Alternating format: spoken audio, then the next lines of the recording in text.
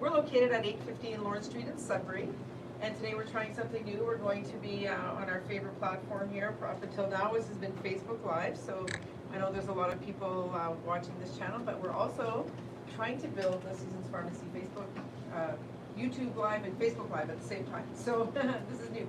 YouTube is the first time. Facebook, we're well acquainted. Well acquainted. So my name is Rachelle and I'm the pharmacist at Seasons Pharmacy, and today I want to have a conversation around locally wild crafted herbs. Today's a very special day. It is the 24th of June, and that's St. John the Baptist Day. It's an important festival in Quebec, actually. But St. John's Wort on St. John's Festival Day, I thought it was kind of a cool, it was kind of cool, and there's a little bit of a history, so this is the history as I know it. In ancient times, we had pagan rituals around summer solstice. And when the Christian faith traveled across into the northern European places, they had this celebration now today, which we find on June 24th. But St. John's Wort is just coming into flower, and so April picked some today. I'm going to introduce the panel here in a second. April picked some St. John's Wort today, and as we have our conversation, we're going to link St. John's Wort with the Feast of St. John, which is today, which is related to summer solstice, which just happened, full moon, summer solstice, anyways, all these exciting things on the supernatural plane. So I'm Rachelle, I'm the pharmacist. I grew up in Sudbury. I've been a pharmacist for 30 years. I know that's crazy. I look much better than that. But how can that be? You're it's only 28. That's right. I'm 28 again. I just know that pharmacy, our roots are in plants, you know. Many of the medications that we use in the dispensary today, their origins come from plant medicines. And so I think it is quite honoring of the tradition of pharmacy and the tradition of plants. So let's talk about it, because in North America, we don't really talk very much about the fact that plants are the roots of pharmacy. And I've been a pharmacist for, like I said, 30 years. We dispense a lot of medication. But nature's medicine cabinet is all around us. And so today I have some friends gathered here that are going to talk a little bit about them and their background. So let's just go into that. And we'll start with Kim, who's right beside me. Hi, my name's Kim Boyuk. I have a business called Kim Price Wellness, and I teach yoga, but I also am an aromatherapist. So we've studied a lot about the benefits of different plant-based medicine in the form of essential oils. So it's kind of interesting. This is kind of our jam. The new things is going deeper past the essential oil now. And learning more about the plant. We do that in our study and our certification. You know, knowing what the plant looks like, what the benefits of it are, and then using the plant itself in the oil. And we've done a few projects in the past which have been like locally wildcrafting things like roses or sweet fern and making a hydrosol. Yeah. So if you look through our Facebook Live videos in the past, you'll see Kim and I. We've done, I know, and it's rose season right now, as well as St. John's Wort season. So I did pick some petals for us to do something with. But yeah, I think this collaborating on what.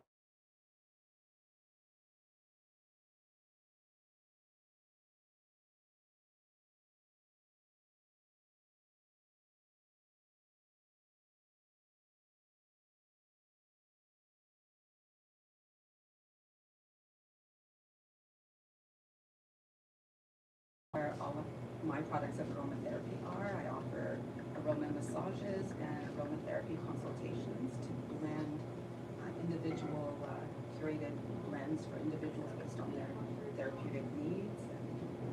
Oh yes, I guess the disclaimer is we're not solving anybody's personal medical problem today.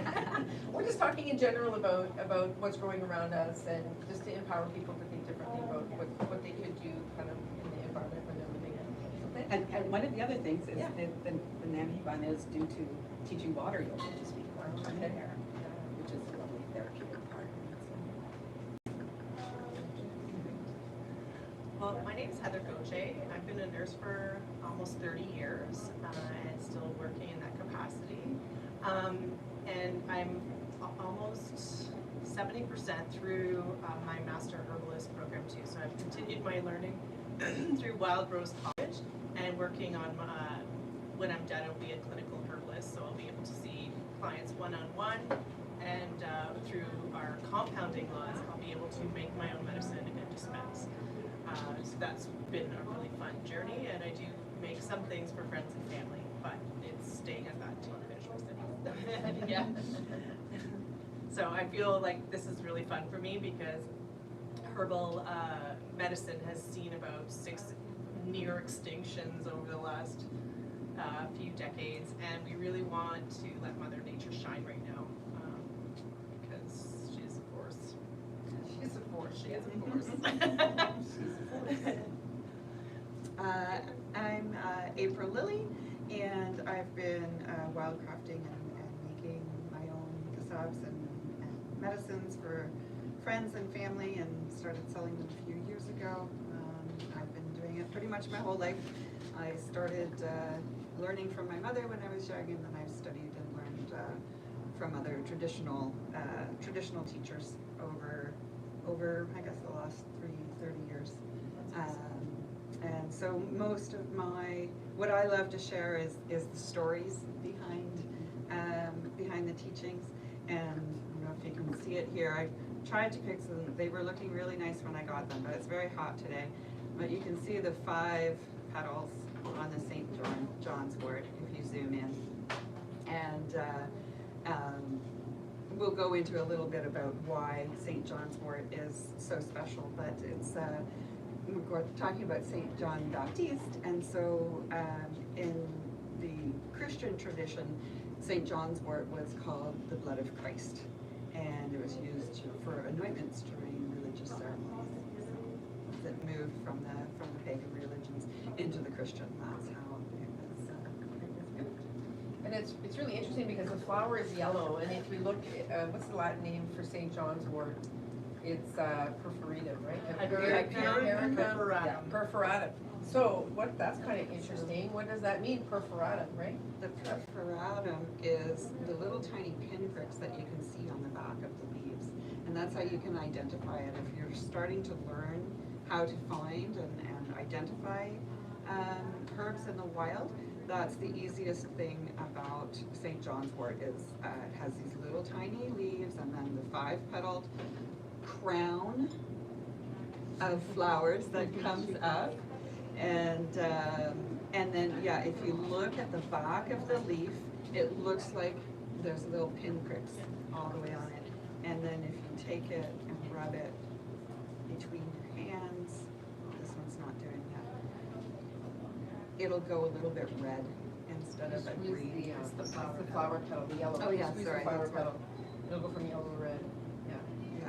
Which has all kinds of symbolism around martyrdom and all this other kind of stuff, right? So that's just a quick, easy way to identify, make sure that you have the right thing. So there's no other yellow flower that's blooming at this time that grows 3 to 4 feet high with the crown that turns red in your fingers. It's the only one. So we're gonna make a little tea, and that's what I'm gonna do here while we chat. And maybe what I'll do is I'll bring this picture, because this is just a picture that Heather found on a calendar, but just so that you can see, this is up close what St. John's wort looks like. There's little kind of red dots, sort of like on the little yellow flowers, the stamens that we're seeing, a little red there. And so you get a look at this camera there really close as well. So I think, unbeknownst to me, I had St. John's wort growing in my driveway for like, I don't know, probably like forever. And it was when my friend Daria was visiting, she's like, oh, look at all the St. John's wort you have all over your driveway. I live in Whitefish and I have a long driveway, and it likes this gravelly beds, I think, on the sides of roads. Now that I found it once somewhere, I see it everywhere. Especially like if you're going camping up north into the little logging roads and stuff. I'm just finding St. John's wort everywhere, like as far as Gogama. And so it is quite adapted to this area, Northern Ontario. Sometimes when you go to the supplement shelf and you're buying some kind of, encapsulated herbal supplement, you think it must come from away. It must be special, it must be come from away somewhere, put into capsules and shipped far along to come to us, but no, this actually grows right here. It didn't always though. It didn't No. take? No, it didn't It always. didn't It always. came over in 1800s because it has. Well, I feel like you know more about the witch background. I'll let you talk about. I'll let you talk about that. It's funny, I was looking at it. But just to finish my thought was that that people would bring it, I guess I'll just say loosely, a talisman when they came over from Europe to North America. And then it naturalized here. And then What do you mean by it came as a talisman? people would bring it just like over from the boat, from Europe over, and they would ward off witchcraft or whatever things. I'll let her go into that part more, because I think she's excited to talk about that. But then it became part of native to North America, which is really neat. But the cool part about this story is that we see it used in Indigenous people. And so how did they know about it when it came from somewhere else? And so one Indigenous person asked an elder and said, how did we learn about this plant? And they said, the European little people told the North American little people, and they told their healers. It's a great story to I've never share. heard that story, but you just gave me chill bumps. That is so interesting. Anyway, And why the don't little you- people are known as the ones with the the knowledge. leaf people or, Yeah. or something. I thought when I That's was where it's researching like- it, yeah, what do they mean, little people? And that's Yeah. what it was the Open dream to company. interpretation. Like Yeah. the fairies. Yeah. The fairies, a little. And the Hypericum, the direct Latin translation of Hypericum is to ward off evil, right? And so they were hung like this at doorways to ward off evil. That's the Hypericum. And then the perforatum is the perforated piece. So that's the, The one of over those- the apparition, over what it's above an icon or over the apparition. So Yeah, whatever, above, whatever hanging the above. ghost or whatever the poltergeist or whatever Yeah. they were. Or they put Word it under the out. pillow to Yeah. ward off that energy. But also at this time of year, at the summer solstice, women would take a fresh piece like that and put it under their pillow. And if in the next morning the leaves were still vibrant and not dry like those heavy tongue, they were under the impression, I guess, that they would be married within 12 months. So this time of year they would put it So under don't their put pillow. it under So your don't put it pillow. under your pillow, yeah. For all your Well, I'm already young married, so what listeners. else? So, that's funny. Yeah, so I found that kind of interesting, how we would, that would come to be. But also you were talking about on the farming roads or the lumber roads, the plant will come more into those areas because it's been disturbed. It has a harder time coming into established areas, so it will take a piece like that to get into. You'll find it in all types of growing areas too. You'll find it where it's really moist and where it's really dry, and so it's kind of this really, really magical, amazing plant that grows anywhere where there's been disturbance. Yeah, it's essentially where it picks itself up. I wanted to throw in something about sustainability with wildcrafting, harvesting, and stuff like that. So because it's plentiful, let's keep it plentiful. And it's something that we don't need to run out and harvest all at once. It starts the third week of June, but you can harvest it into the fall. Like it's very, very plentiful. But sort of the rule of thumb with wild harvesting is 1 in 10. So if there's only 10, you only take the top. And you don't have to take all of it, the plant. You don't have to pull it out from the roots and whatever. We're only using the flowering yellow tops when we make medicine oils or tincture. I mean, we can put a few green leaves in because we're just having fun with the tea right now, but usually it's just the flowering tops. So you can leave, you can just clip the flower and let the plant continue living, and it may blossom again. And for you by the end just of the like year. berries and things, if you as you're harvesting them, it tells it that it needs more, so it will keep going. So Yeah. you can harvest from just a few small plants and Yeah. get like so much medicine over the course of Sure. the course of the summer. You don't have to go all over the place, and you don't need lots of them. You can just pick, just like when we take rose petals, you just take the petal part when we're doing the medicine, because that's all you use. And one thing to say about wildcrafting St. John's Wort is there, Michael Moore, he is one of our great herbalists of our time, he's since passed, but he says use it right away. Either you're going to put it into tincture or you're going to put it into an oil, because when it's dried, unlike many other herbal substances, all the active ingredients basically become inert. So you won't get that bang for your buck that you're hoping for. You Yeah. probably still drink it, but it won't do much for you. Yeah, and that's why. That's- How quickly do you do it? I try to put it into an oil or a tincture within like 12 hours of picking it up at most. Most of the time, I'm in a flow, so if it's a sunny day, I'll bring Just it do home it and right I'll away. garble, that's the term for picking apart the parts you aren't gonna use. I'll garble my herbs as soon as I get home. If it had been raining, let's say, and it was really wet the night before and you're picking in the morning or at a certain time of the day, where the plant matter is still wet, I will give it a 1-day wilt before I put it, just because it's so hard. Oils, you really have to stay on them, and that's a whole other subject. We could just have an oil Yeah, class. right. We literally, like, We can just but talk you don't about want your that. plant matter to Yeah. mold, right? So Yeah. sometimes I'll leave it on, if it's really wet still, I'll leave it to dry a little bit, and then it's just Yeah. more Yeah. likely to last for you. Yeah, one of the things I was taught about wildcrafting is anything that's yellow to pick in the sun, and that way Well, it's that's what dry, you want to. right? Because you don't, and then you don't get those waters into your oils or your tinctures and things like that. So that's, anyways, I always thought that was a fun one. Yellow, anything yellow, pick when the sun's out, and oh, it just left my brain. Darn, it'll come back, I'm sure. Somebody over here catch one left. Did you catch it? Did you catch it? No. And that anything yellow is for lightening the spirit. That's the other thing, right? So you pick it in the sun and it gives you that sunshine, so you can remember that. And that's one of the things that One of St. the- John's Wort is known for. And one of the uses is particularly for mood, for elevating mood, it's like nature's antidepressant. So that means if you're on an antidepressant already, please don't add this. Yeah, don't Yeah, add they it. don't mix. No, It and don't mix actually, well. and a lot of herbs, they don't have like a lot of drug interactions and contraindications, but St. John's Wort is one that does have quite a few. So if, before you use anything for yourself to treat yourself, like it's nice to go and get some education and learn about some things, but if you're going to be looking after your own particular health, like find somebody who's qualified to help you. That might not be the friendly neighborhood pharmacist, because we really are not getting a lot of training on herbal medicine, most pharmacists at pharmacy school.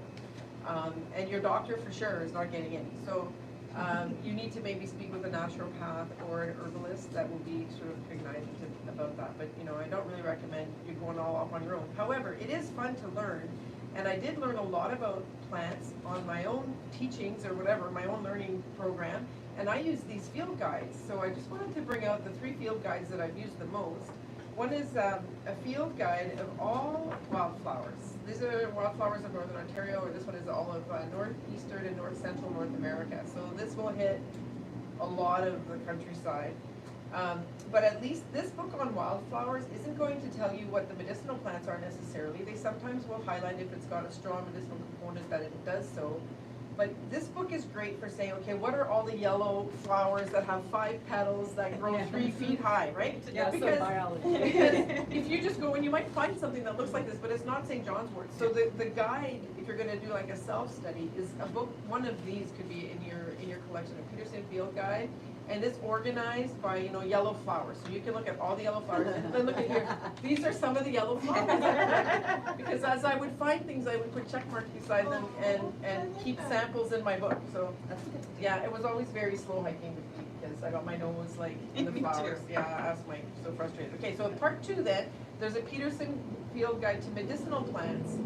So you can sort of fine tune yourself. It gives you better descriptions, and then it gives you like, there's a skull and crossbones next to the stuff that can kill you. Fortunately, there aren't many plants in Northern Ontario that will actually kill you. There probably are some. There's more mushrooms that will actually kill you. Usually they taste really bad. The plants that can kill you, they're not going to taste good at all. But you could get into some trouble. So try to really identify what it is you have. The best way to learn is to go with somebody who already actually knows. If you're not sure, find somebody. Yeah, find somebody. There is one, I guess you could say poisonous lookalike, but they don't look alike at all, but it's called Tansy Ragwort. Yeah. It looks more like a yellow daisy. But it doesn't look does- at all similar. It's It not is even at all, yellow. but it doesn't Other smell than it's at all. yellow, Other and than they it's don't yellow. smell the same, the tansy smells like. Yeah, and smells it's like poisonous. demons. Yeah. It'll knock all the parasites out of you. Yeah, yeah. And Just definitely- put one in, no. It's not very different. I Yeah. have a ton of it growing at my place too. Yeah. Not quite in the same place as that, but yeah, but it's not good stuff. I This is- remember, oh, I sorry. know, no, this is this last one. This one is a more modern book, and it's called Forest Plants of Northeastern Ontario. And this really is, it's not a medicinal field guide at all, but it's going to, if you're looking around Sudbury, or Sault Ste. Marie or Timmins, like this is a great book because just about every single thing growing here you can find in this book. This one, you know, you're gonna go on a windy path because they've got stuff from like the Carolinian forest south of us that, you know, you could waste a lot of time looking for stuff in there, but this one is really good because it's got everything that you're gonna typically find around here. And the other nice things is they'll tell you when it's gonna flower. Like the first time I met St. John's Wort in my on my driveway was like late summer. So I was kind of surprised to learn that I should be looking for it now flowering because I was only paying attention for it later in the summer, which, you know, it's nice that it's growing. And now you'll always see it everywhere. I know, I see it everywhere all the time. In June I'll see it now. But that's a good point that you make about when are things coming into season, because I was looking for wild lettuce last year at the end of the year, but I missed it. Like we found one plant, so of course it's not 1 in 10, we left it there. But it's now. It's starting now, and I was like, oh my god, I didn't have, it wasn't on my radar earlier in the year, but as you get to know your plant medicine, they start popping into view more and more. And if you travel around a fair bit like I do, you get to see that the same plants look almost the same, but a little bit different, even as close as Ottawa. And then you talked about the Carolinas down into there.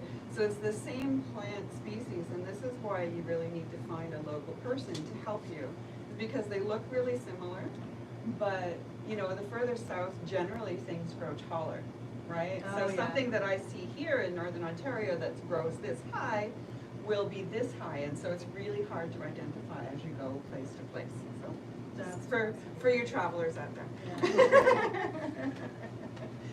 This is not in keeping with, like, I like when we can dovetail, but I just thought of something and I wanted to mention this too.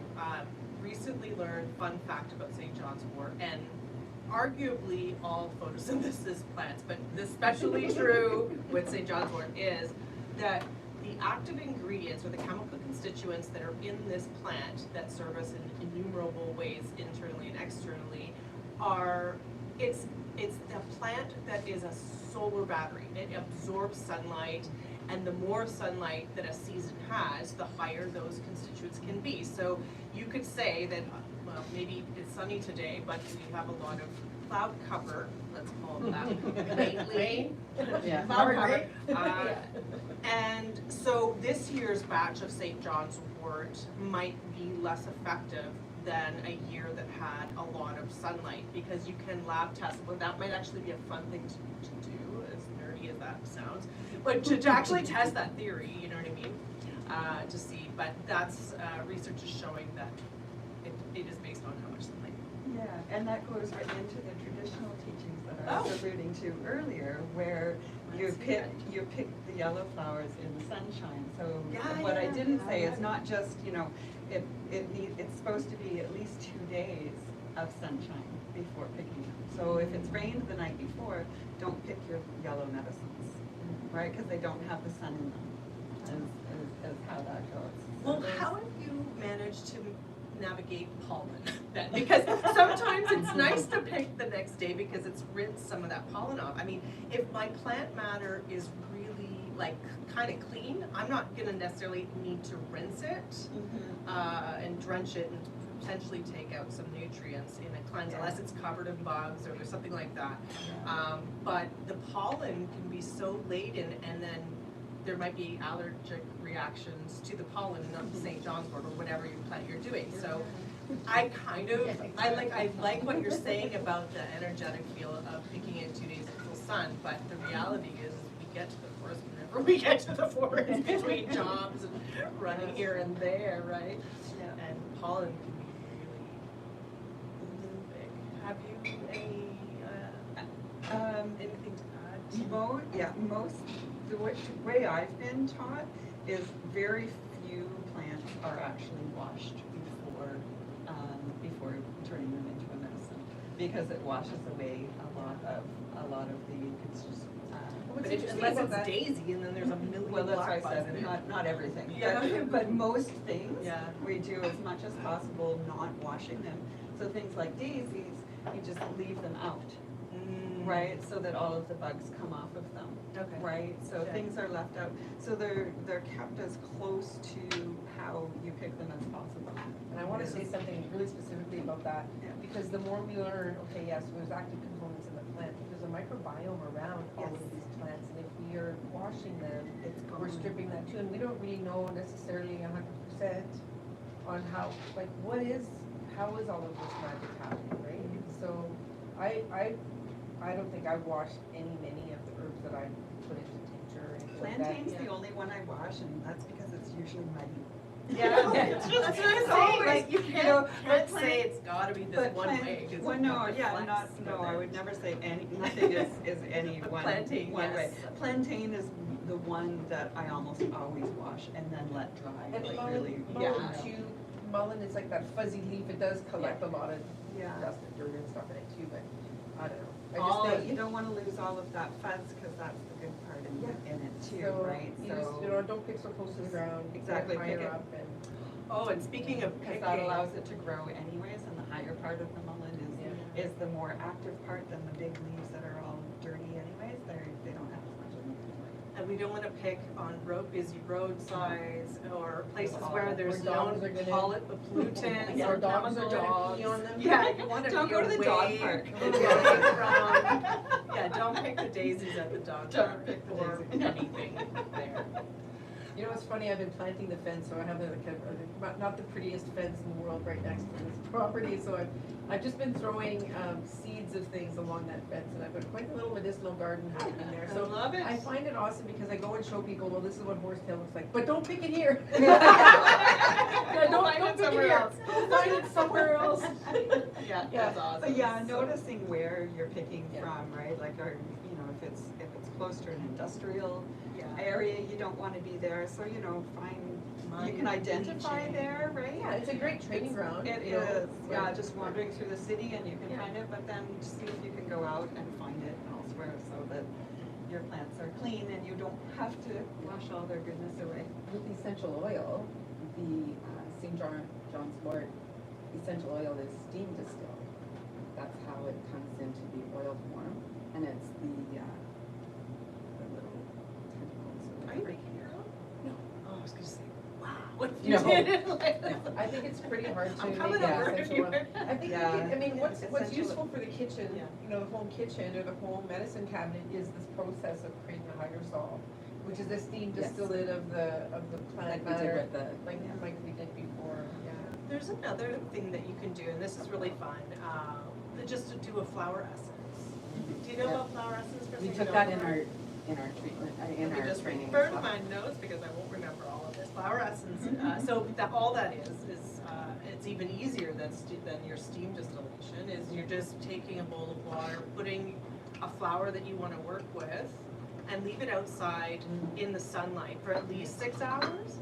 And then you can remove the plant matter, and you can buy floral essences online and stuff, but for St. John's Wort, that one is for illuminating consciousness.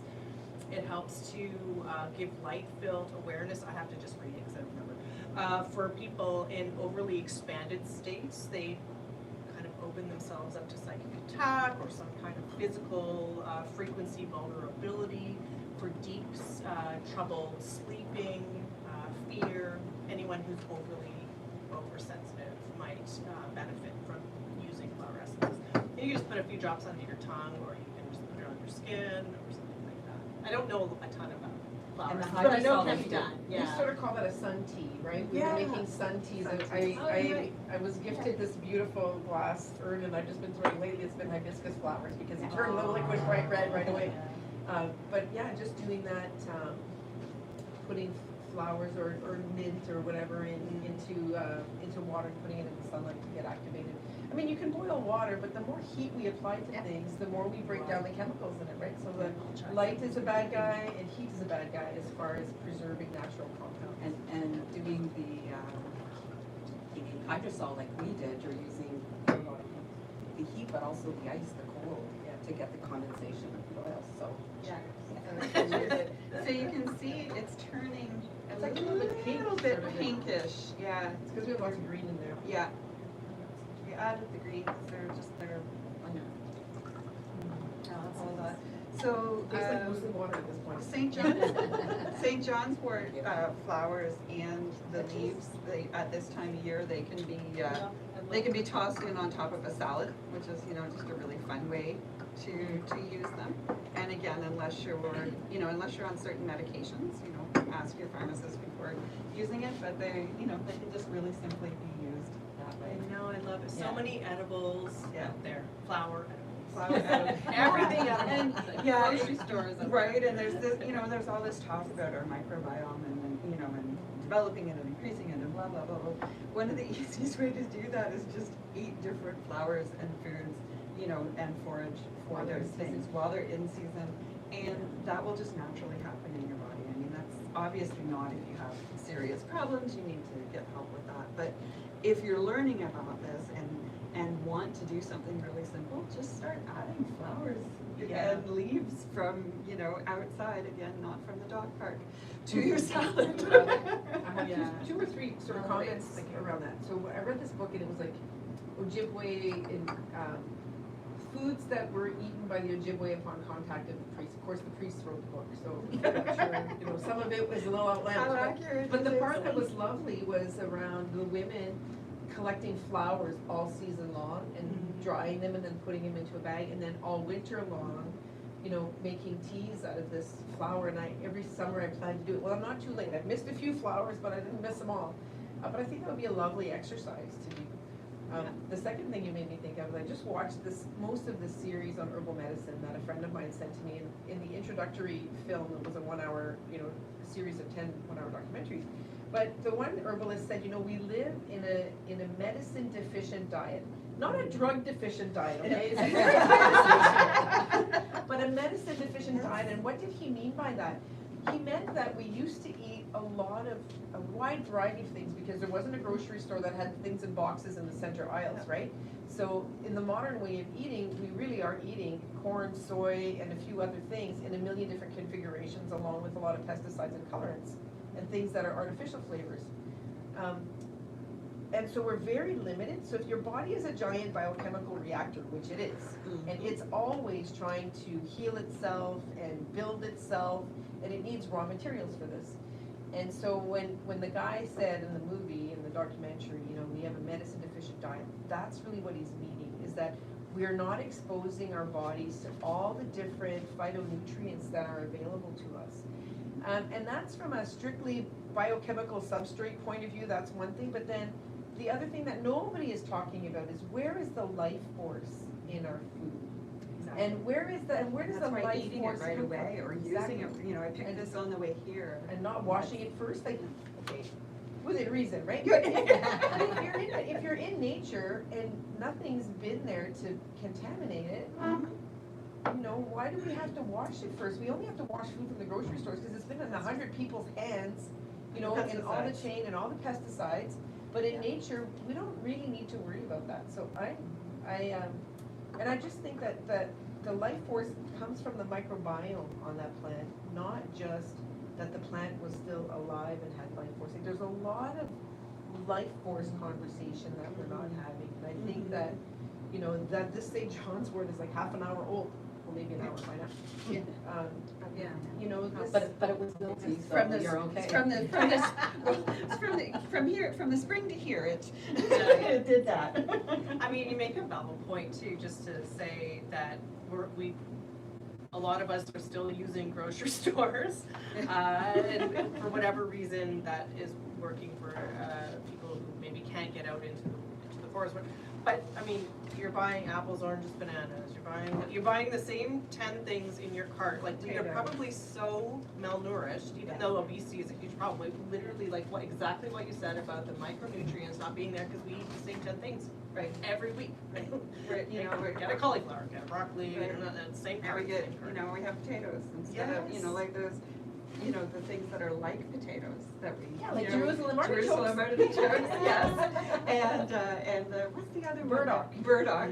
And there was another one that we, anyways, that, you know, and so all of these things, they taste like potatoes. Lily bulbs. So, lily bulbs have this starchy consistency. So they, Cattails. yeah, cattails. I had yesterday for the very first time cattail corn cob, so Vicky made them. Oh, Stop by. nice. And so right now, it's perfect season for picking cattails, if you're interested. There's only one thing that looks like a cattail, it's a cattail. Can't screw that up. But she had harvested them, and so the top part is the male pollinated part, and the bottom part is the female part, and you eat the male part. And it was neat because they were all at slightly different stages of the prime development, and then a little bit overdeveloped, and they were kind of falling apart a little bit. But yeah, like dip that in like boiling water. It smells like corn. It tasted like corn. It was so good.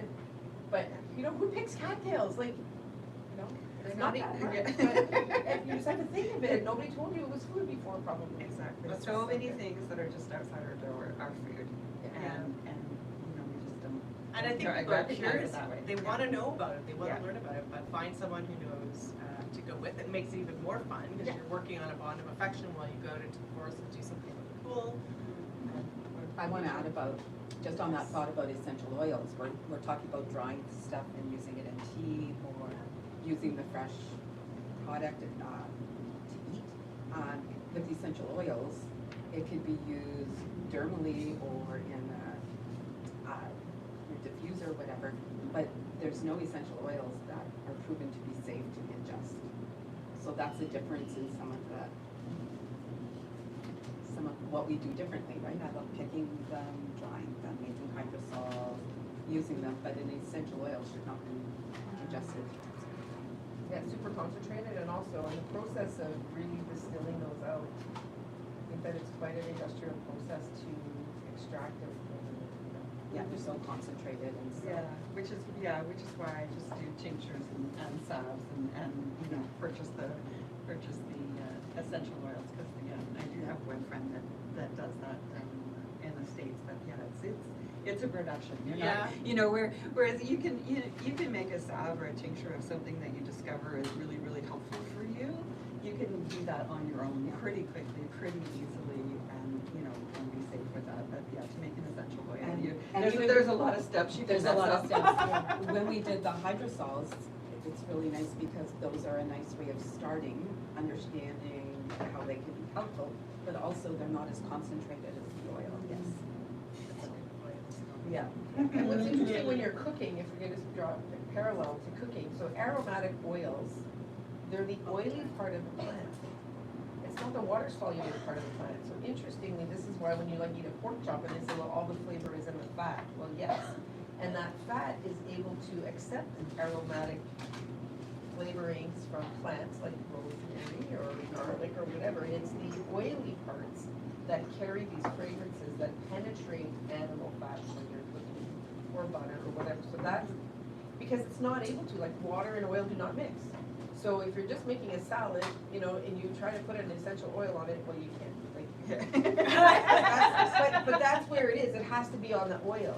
Like you're not putting it in the vinegar, you know, because it doesn't really mix very well. But anyways, I'm just saying that it's you don't think about plants having oil, but they do, and that's where those aromas come from, and the taste flavors come from the oils in the plant. Yeah. Interesting. And that's what's being extracted. Sorry. Oh, so, just that not all plants have volatile oils, some are resin, some are different, there's different things, but yeah. Yeah. Just, go ahead. Sorry. Just like, it's so exciting, like we're all passionate about it.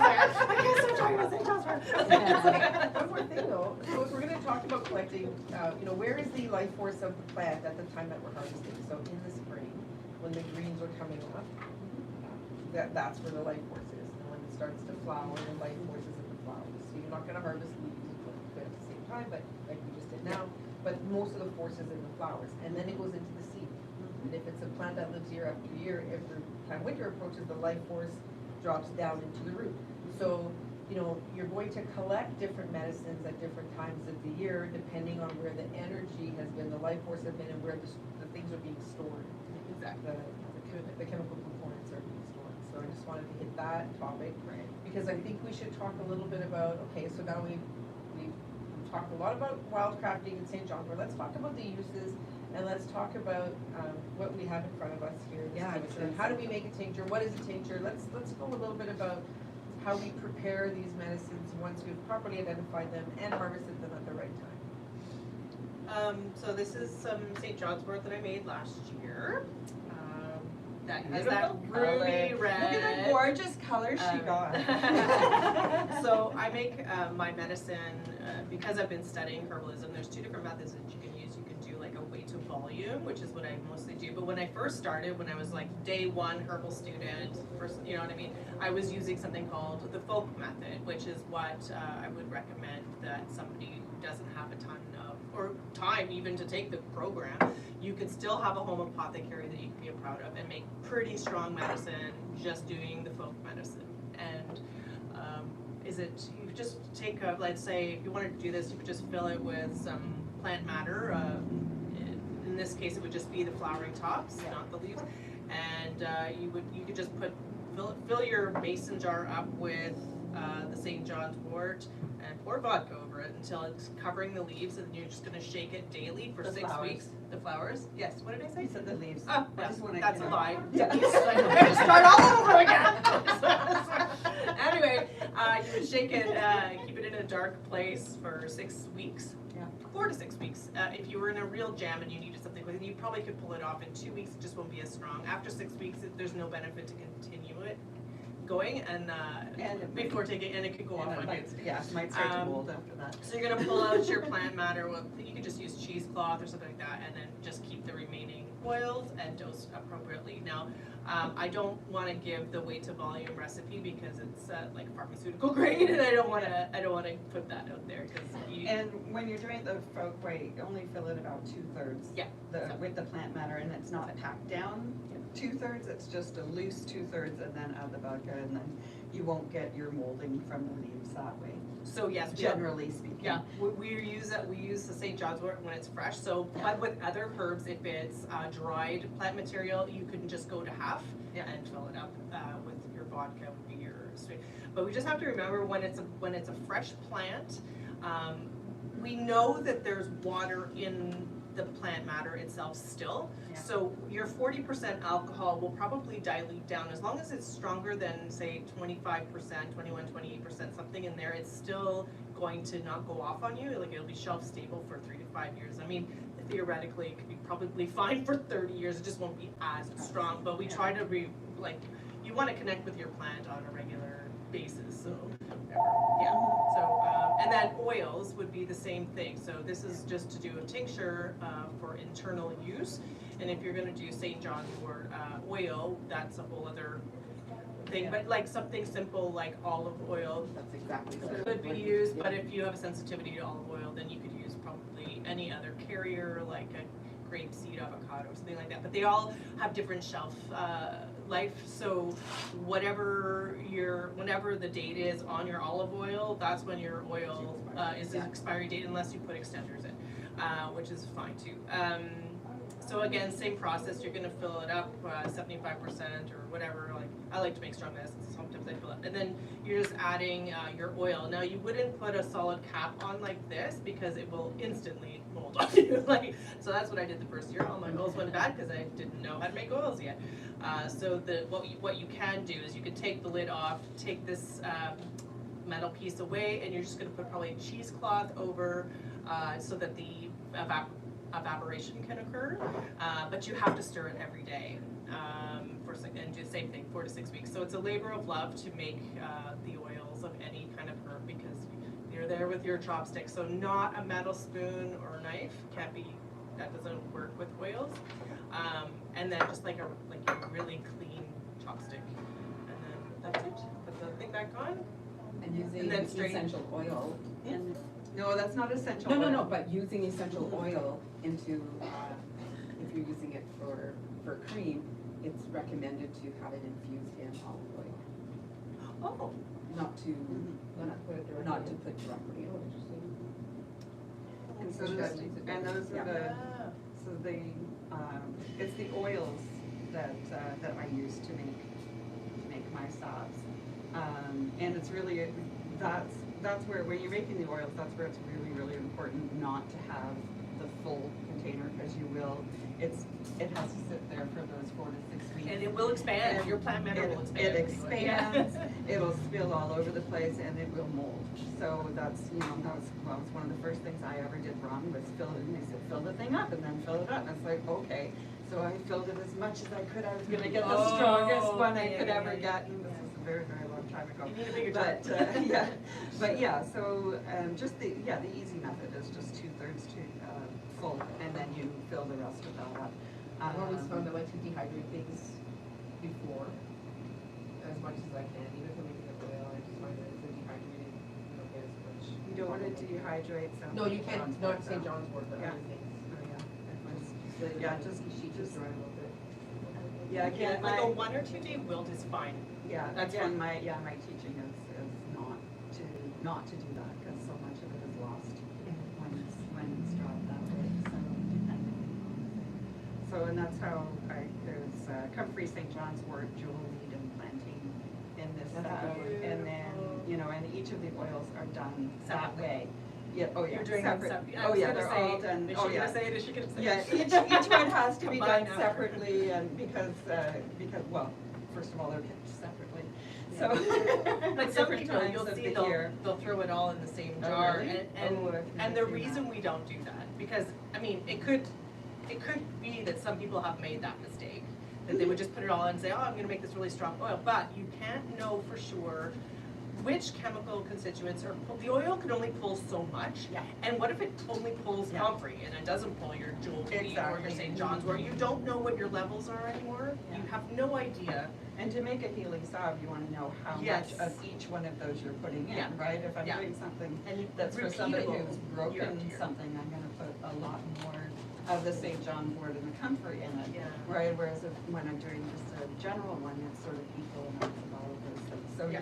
that's, I always do all I of love the mine. custom touch. Yeah. That's so great. It's so important in herbalism because It it's just, is. we're giving this medicine was given to us and we're giving it to our loved ones. Right. People that Well, we and care it's about. like, So it's like you're talking about the relationship that you have with the plant, Yeah. right? And, Yeah. and you can tell when you've made tinctures and oils and stuff for, a decade or more, you can see the difference in them. You can smell the difference in them. You can Yeah. taste. And when you start playing around with those different things, different areas that you collect them from, they have different smells. And so each of these really personalized things is that development of relationship with the plant, and that thank you to the plant that, that what we give back, right? And we take, the 10 in 1, but also what do I give it in thanks? So any of my medicines that I haven't used in a year go back into the areas where I pick from. Yeah, that's so nice. Yeah, all kinds of, there's just those are Composting really- your mark. Mhm. The leftover herb that's been extracted is called mark. And this wonderful experience of But no, going to the just farm. the oils I'm talking Oh, about. oh. Yeah, Oh, that's so, yeah, because I Going to the redo mine farm every year. last year and bringing Hazel, my granddaughter, and Rachelle taught her exactly what you're speaking about taking just what you need and giving a prayer and thanks. Yeah, and she went into the school, because she just kindergarten, and was explaining what she had learned from you. And just that sharing process. And we sat for 5 minutes, right, with chamomile, we were harvesting, had a lot of chamomile last year. How much have been in there, so. Black that was beans, good. Well, they're sleeping really well. Yes, sheep are very calm, the ram is very calm this year.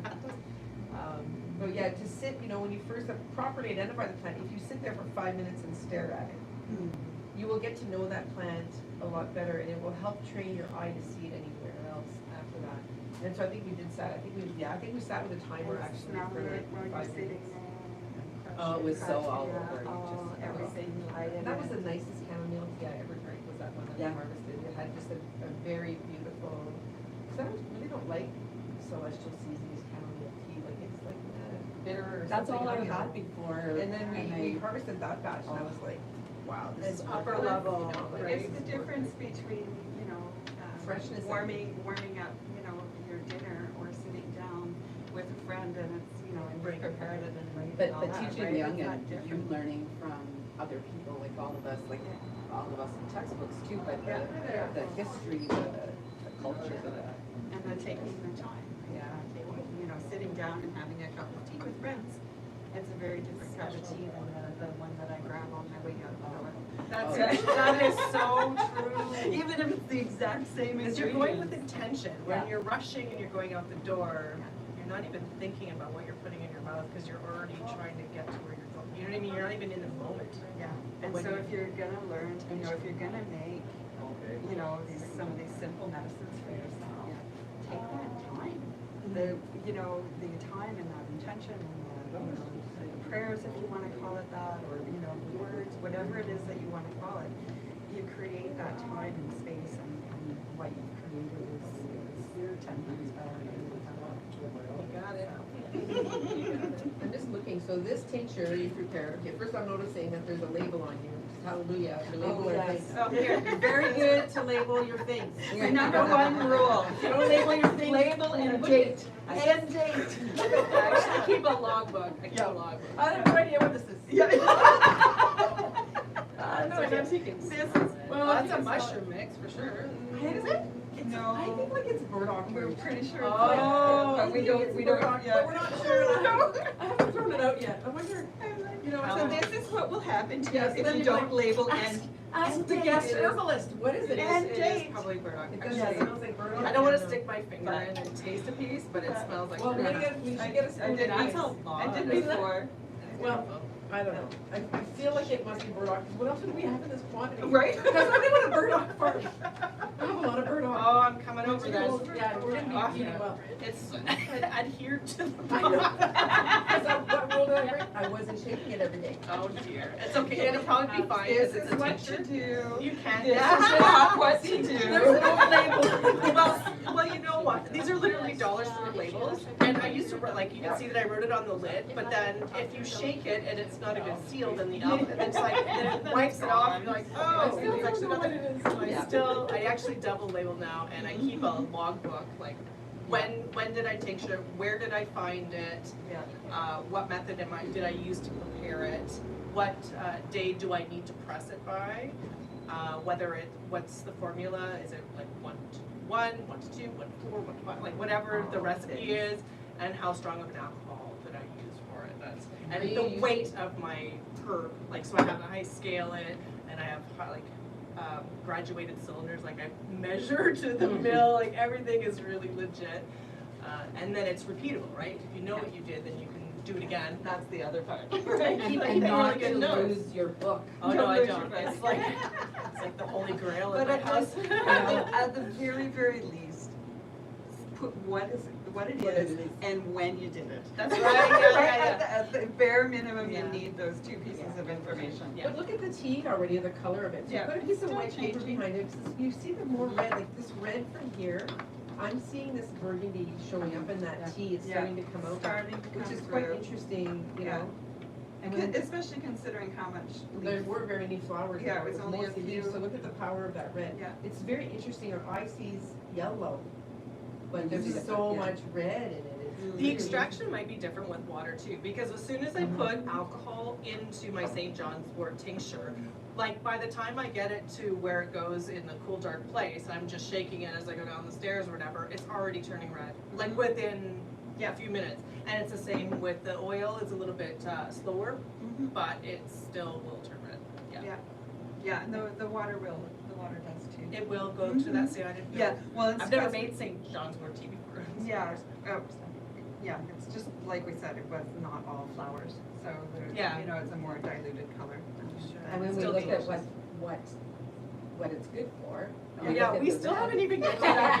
So we gotta, it's like the remaining time that we have, how best Let's do you try do and it, talk right? about, let's try and talk about what was used. I wanna get a spoon, because I wanna taste your tincture.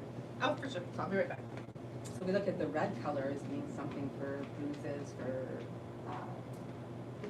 So let's, in do we wanna terms. talk about tincture first or oil, cause the uses are separate. Separate, They're yeah. different, And, yeah. and fresh, right? Yeah. Each one of them is different, right? well, she's gonna taste that, so we'll see. Okay, I'm coming back with a spoon, I'm not gonna walk in front of you. So 20 to 30 drops up to 3 times a day. You can go So teaspoon is 5 mils, so you're not gonna do a whole No, teaspoon. no, no, you're I'm just doing gonna put like- enough to put it on my tongue to see if I can taste it. Okay. See if you can taste the St. John's wort and Well, not and I just the wanna alcohol. compare how Heather I, could just open it for you. I can't open it. Does that mean I die young if I can't have no grip strength as a 15-year-old? It's okay, you actually just made me look good on TV, but I did- I actually give it all my jars to my husband, I'm like, I can't open it. Look good on TV, 'cause Well, because our sniffers and our tasters are very powerful tools, you know, not everything is in a lab. You can trust your body to taste it. This is why chefs or wine connoisseurs, they really develop their taste buds. This is why dogs can be trained to, you know, find all just kinds wanna of. take. No, no, I'm not gonna taste it, thank you. It smells so nice too. It almost tastes like salsa. You know, you already. It smells nice. Oh, I did. You could- it's like- You know what it reminds me of is like cherries or plums, like red plums, those purple plums at the end of the fall, or cherry, choke cherries in particular. I feel like sunshine when I taste it. Oh, my head, I but love just that. feel like I taste it. Well, we do give it to sad people, seasonal affective disorder, a little joke, but because it does brighten you somehow. You know, and there was I forgot to almost mention this, like there was a study done, so we always used to think that it was the hypericin that is the reason for the mood elevation. But there was a study done in 1996. This is a heavily researched term, so anywhere you Yes. look, there's just like So thousands much of about studies it. on it. But there was one done in 1996 that they removed the hypericin from the plant matter, and it still worked. Like we literally still don't know how this plant works. It has I'm really slow glad reveal. you raised this issue because, you know, sometimes the pharmacists, you know, will say things like, or the Western practitioners will say like, how can one plant be good for so many things? Yeah. Because listen, when we take Because the it is. molecule of whatever the drug The is, one little we thing. have taken one little thing out of the plant. And I think when cannabis became legalized and people started understanding how many thousands of compounds are in cannabis, you know, every plant is like that. There are many constituents within the plant. This is why it can have several uses, and they're not wrong. It's not just an old wives' tale. The older I get, the more old wives' tales I hear, the more I find, oh, there's enough science now to explain why this wives' tale was there. So I give a lot more credibility to stories now than I did as a younger pharmacist, you know? And so, you know, I'm not discounting any of the other thing, but I'm just saying, why are we discounting that plants can't do certain things? It's an when- oral tradition. Exactly. It has been for 3, 4, 10, I don't even know, but we have even literature, there are like writings and well, like down to 50 AD or back into the 1500s, I mean, just on this plant alone. But before that, I mean, we have a very short memory of herbalism, but it goes back thousands and thousands of years, and it was mostly, especially traditional Chinese medicine, was predominantly an oral tradition, and I assume it would be the same. I mean, Well, and that's just it, you know, we get caught up in, oh, it was written down here and there, and we can prove it this way and that way, and so, but most of herbalism has been carried through from teacher to teacher to teacher all through the years, and it's mostly been carried through by women. And through the last several hundred years, women have not been writing things, right? So a lot of that knowledge has only come through oral. A bunch of it's been written down, and thank goodness it was. But a lot of what that comes through, it comes through the oral traditions and the sharing. and And maybe I that's think why in our- it's storytelling. That's Sorry, like, it's like, absolutely. we tell you so you'll remember, we'll put a story with it, but you'll always remember that plant now. When I started my training, it was take this oil, don't read about it, don't come to Right. conclusions about it. Yeah. Sit and meditate with it, which Can I always said with it. if that's the way Become school its was, I would have friend. done it. Yeah.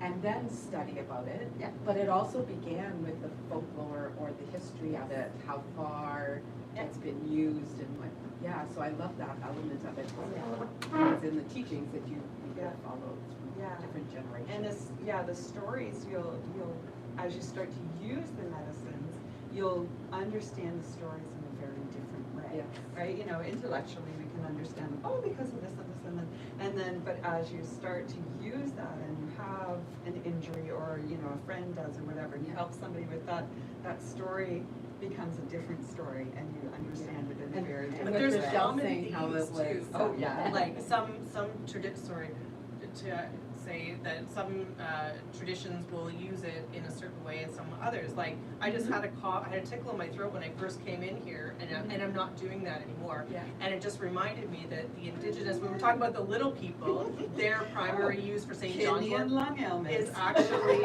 for cough and respiratory stuff like that.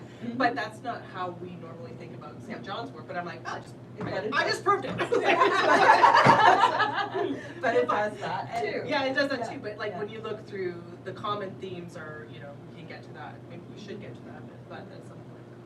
I remember your train of thought. No, I've lost I it. know, my husband said before I left, like, make sure you let the others talk, and I was like, oh my god, I'm failing. No, we all done the same thing. Michelle tasted it, she said, it reminds me of sunshine. And then you look about the medicinal use of it is for people who might feel a little, Yeah, you know, depression, depression, anxiety, anxiety, yeah. seasonal, yeah. It also helps with menopausal things that can help with OCD. So again, not to go off medications if any of No. these things are your challenge, but if you have these tendencies and you're not medicated and you want to try something that might help, you know, a nice tea will give you a really good indication if that plant is going to work for you, because you'll likely have an immediate response to it. If you take that time, slow down, and actually have that tea slowly, you'll notice if something reacts for you. I mean, that's sort of how flower essences work, is that really subtle shift that you can begin to notice when you slow down and pay attention. It's a good point what you say about if you're not on anything, try it first, but like in Germany, they actually, physicians there will prescribe it 5 times more for depression. They'll try that herb first before they go to a pharmaceutical med, which I really love that. Oh, that just doesn't if happen only, here. right? Because If once you're only. on something else, Yeah. you Then have you to can. fully come off it, which Yeah. could be dangerous or risky, to try something. And a lot of people want to do exactly that. They want to get off certain medications and try something herbal. Well- But we're doing things in the reverse, but hopefully we can It's like change all that the- mindset. All the pharmaceuticals that you can't take, you can't have grapefruit once you have them. It's like, well, but the elements that they're treating, if you have grapefruit in You larger won't quantities, need you the blood won't need pressure the medicine. That's exactly right. I You know, so it's, yes, anyway. But I guess Anyway. it's just to have that consultation or discussion with your Yeah. pharmacist or your doctor too, Yeah. like not to come Yeah. off things Don't, on your yeah, own. don't try to do that. And because there are so many different chemical constituents, oil-based things will pull oil-based chemicals out of the plant. The alcohol will pull the alcohol-soluble things out. The tea will pull the water-soluble things That's out. Right. So when you make a salve, Mhm. you know, the oil is pulling out the things that are gonna be more active to your skin. When you're using the alcohol, you're pulling out the components that are gonna be more psychoactive, we'll call it, not psychoactive like in the trip or anything like that, but the ones that are gonna work on your mood and work in your body. Yeah. But, yeah, and that's why the St. John's wort salve is good for your cuts and your. Yeah, let's get to I brought a this. test project because I Oh, brought myself excellent. baking pizza the other day. Okay, So so number I one, guess I should have had For some of that. burns. as Well, well. actually, if you, Yeah. for, If you for do cuts that. and burns, yeah. And St. usually I John's use wort comfrey, but I is just didn't do anything to it. So comfrey, it looks- comfrey you can't use if it's open. Yeah, it wasn't open before, Because it but now will it knit is. Now it's dry, closed yeah. too quickly and possibly Do leave you have possibly one fire. open? I have one open in my car. No, You have one open? I just Yeah, didn't do for anything like- to it, so now it's like, it It'll looks very prevent- angry. Yeah. Scarring and will heal it up. Absolutely, and the thing about salves too is the faster you get them onto something that's hurting, itching, whatever, the better. Well, Right. with one caveat, only, like, if you have burns, you wanna take the heat out with lukewarm water first before you add it, or you're trapping, you could trap Yes. in the heat and make it actually worse. Yes. But in. With an oil especially, right? Yeah, so I just say like lukewarm doesn't have to be cold water, but lukewarm, let the Yes. heat come out and Yeah, then once your skin's feeling Yeah. like a normal temperature. and then you'll go to bed and wake up. But it's important that people make their own St. John's oil, because if you were, like, let's say you did burn your hand really, really badly, to buy it is $10 to $15 an ounce. So it's not even sustainable. Like, you have to go out and make your own stuff. like, you know what I mean? And that's why we do these kinds of lives, because to give people the confidence. And we are gonna have some classes in the fall, like, this is just, this session that we're having today is just a bit of a teaser for people to know that there are people in whatever community you live in that have expertise. And pay attention for classes, like April has taught numerous classes here in the last year and a half, on herbal medicine and tea. This week, I'm gonna have some, children from Big Brothers Big Sisters, we're gonna go to Gauthier with April, and we're gonna walk through the food forest, there's a community food forest in Gauthier, we're gonna walk through there, we're gonna teach the kids what some of the plants are, we're gonna pick a few leaves and flowers and things, and we're gonna walk back down here, we're gonna make some tea and just talk about that. But in the fall, pay attention to our planning calendar, because these ladies will be back with a variety of different kinds of hands-on, like, okay, so we talked about the theory of making a tincture or making a salve, but we will make stuff, we'll make tea, you'll learn some things, so pay attention to our classes schedule coming up in the fall, and maybe we'll do another Facebook Live with a different plant later on as the year progresses, because there's like today's flowers, you know, we should be talking about roots, you know, that would be a nice fall activity. Maybe we can gather again and do something like that. Okay, so we're gonna wrap up in about 5 minutes, so quickly, let's just do what are St. John's wort tincture good for, and what's the salve good for, and I'll just let you ladies. Tincture? Tincture. Well, you know what? Why don't you talk about the oils? Because you're already, you know, let's look at this. She's already an expert here. So talk about the oils, I'll talk about the tincture. How's that sound? So when my teacher, so I go to Wild Rose College, and my teacher, Terry Willard, when he was practicing as a clinical herbalist back in the 80s, they were using St. John's wort primarily for its antiviral purposes. And so that would have been capsules for the most part, I think, at that time. And what was really big in the 80s was we were just learning that HIV was the root cause of why people were dying of AIDS. So people were dying from some of the pharmaceutical antivirals, or they weren't working very well, or whatever that debate was about. So they wanted to try herbal alternatives, and that's where St. John's wort got a lot of publicity at that time. But there was a few glitches in the plan. It was lowering serum blood levels of the virus. It was working, but they had to take such large amounts, like 30 capsules a day or something like that. That was a burden for some people. Plus, it was expensive. I mean, herbal medicine still to this day is not covered by insurance in any regular way. So that was a burden that these people had to take on themselves.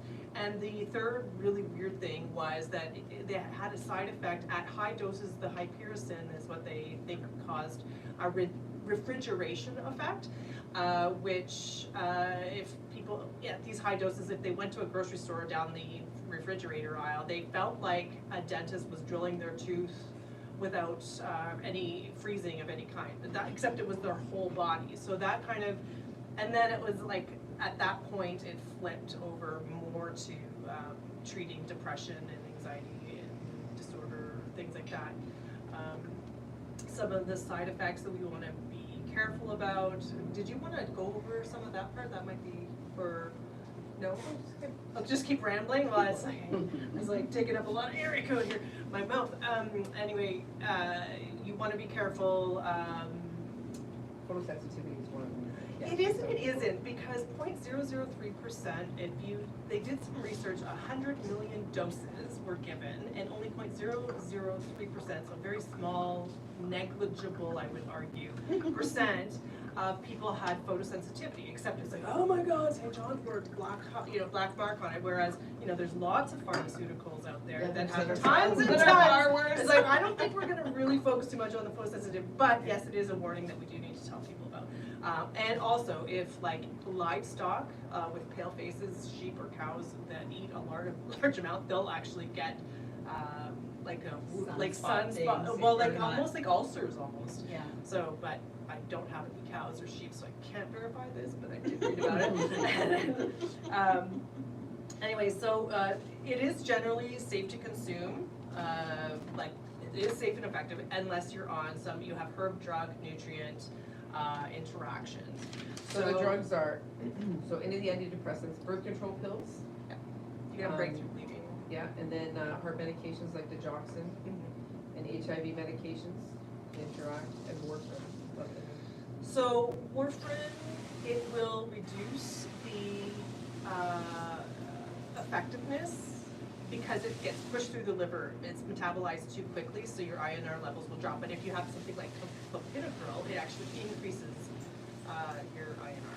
So it's like, it doesn't even, it acts weird on everything, right?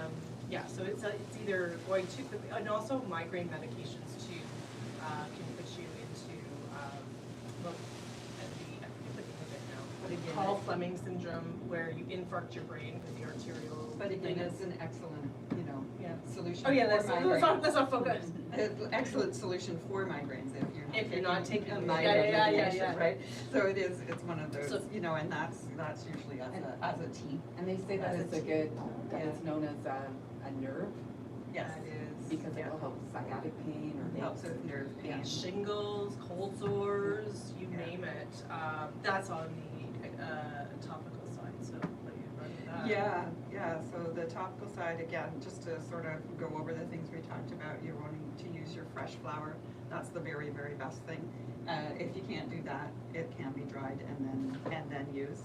And then the leaf is less potent, not used for medicines, but it can be used, in your tea. So if you can't get a whole lot of the flower, but you can, you have a few of the plants, you can harvest those and use those teas through the winter.